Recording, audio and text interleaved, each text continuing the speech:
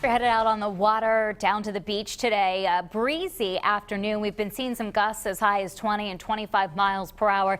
And there is a moderate risk for rip currents. Still plenty of people out at the shore, and it's a great place to be as the temperatures are noticeably more comfortable along our coastline compared to inland spots. Looking from Narragansett to Newport, you can see the flags waving a little bit in those winds this noontime, and boat going out there in the water. Warwick right now, you've got a few ripples in the water up the bay, plenty of sunshine. Starting to see some clouds trying to advance in from the west, not producing any rainfall at this point, but we do have to watch here as we head into the late afternoon and evening hours for the potential for a few thunderstorms. We've got our threat tracker medium level for not just today, but Saturday and on Sunday as well. Very high humidity and temperatures giving us that heat index around 100 degrees right now, and we'll have that risk of an isolated thunderstorm, and the weather's pretty much on repeat through the weekend. 90 degrees in Providence, feels like 100 right now. Warwick, you're similar, 93 coming in at least this location with a feel like temperature of 107, 82 in Westerly. Big difference as you head down to the shore.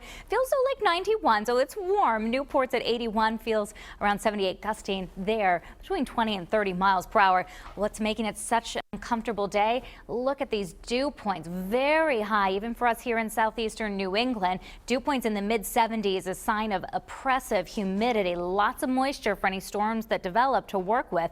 So we'll have the potential for downpours. Wind gusts right now between 20 and 25 miles per hour. Here's the satellite and radar watching a few clouds trying to build from the west. It's around this area that I think we'll be seeing some thunderstorms try to develop this afternoon. So they're first going to start to pop up across northern and western New England. So around in this area here. So we'll have time to watch them as they form and then try to drop south and eastward as we approach the evening hours. Looking at the severe threat today, Storm Prediction Center has highlighted New England as an area with potentially moderate risk for severe storms. So they're isolated, but they could produce heavy rain that could lead to flooding and possibly some damaging wind gusts. It's something we'll have to be on the lookout for this weekend too. 4 o'clock this afternoon, maybe an isolated storm late afternoon. I think a better chance here as we approach sunset. And at that time, these storms should try to weaken or be weakening a little bit as the sun goes down. Keep the risk going through about 10, 11 o'clock tonight and then dry things out overnight. Tomorrow, slight chance of a shower or a thunderstorm. A lot of the day is dry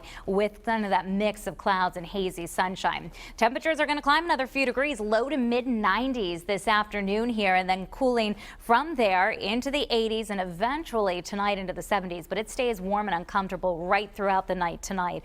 Looking at the Bay Futurecast, isolated thunderstorm visibility is around 2 to 4 miles, and we do have a small craft advisory in effect for the Sound. Looking at the beach Futurecast, moderate risk for rip currents, 82 at the shore with that risk of a quick shower, and it's similar over the weekend. Saturday's high around 82, Sunday near 84. Both days may start with a little bit of fog in the morning and then give way to that hazy sunshine. When will things finally cool off? Early next week. So we've got potentially that heat wave continuing. I don't think Saturday will be as hot as yesterday, today, and Sunday, but still hitting 90 in spots, between 85 and 90 for most. A little cooler eastern Massachusetts coastline. 91 on Sunday, 80s then from Monday.